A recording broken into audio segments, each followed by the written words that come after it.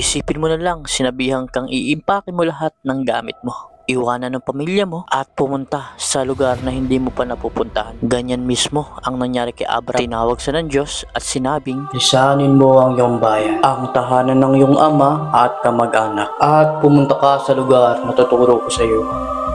walang mapa, walang malinaw na destinasyon. Isang pangako lang na ang kanyang mga anak ay magiging dakilang bansa at siya ay magiging pagpapala sa mundo. Kaya umalis si Abram sa edad na 75 years old kasama ang kanyang asawa na si Sarai at pamangkin niyang si Lot. Lahat ng kanilang gamit at ari-arian, iniwan niya ang ginhawa sa Haran at pumunta sila sa hindi nila alam. Naglakbay sila patungong Kanaan, isang lupain na merong nakatira, at doon nagpakita muli ang Diyos kay Abram. Itong lupaing ito ay bibigay ko sa iyong mga lahi. Nagpapasalamat si Abram, nagtayo ng isang altar. Ito ang paraan niya sa pagsasabing salamat at nagtitiwala ako sa iyo. Ngunit hindi naging madali sa kanila ang paglalakbay dahil di nagtagal nagkaroon ng tagutom.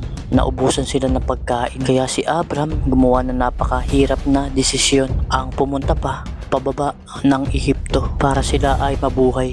Bigla siyang natakot, nag-alala siya baka siya patayin ng mga Ehipto para kunin si Sarai. Kaya gumawa siya ng kaduda-dudang desisyon. Hiniling niya kay Sarai na sabihin na magkapatid ito.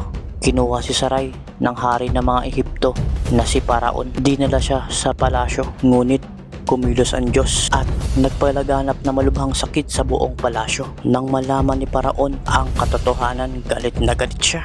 Ibinalik niya si Sarai at inutusan niya si Abram na umalis sa Ehipto at pinayagan siyang umalis, dala ang kanyang ari-arian at mga kayamanan. Sa lahat ng pagsubok at pagbabago, mga panahon ng pananampalataya, mga sandali ng takot, ipinapakita ng paglalakbay ni Abram kung anong ibig sabihin ng pagsunod sa Diyos kahit ang landas ay hindi maintindihan. Minsan, ang pananampalataya ay nangangahulugan ang paggawa ng unang hakbang na hindi malaman kung saan ito tutungo. Ang kwento ni Abram ay nagpapaalala sa atin kapag ang Diyos ang nangunguna, ang kanyang mga pangako ay totoo kahit ang ating paglalakbay ay puno ng sorpresa.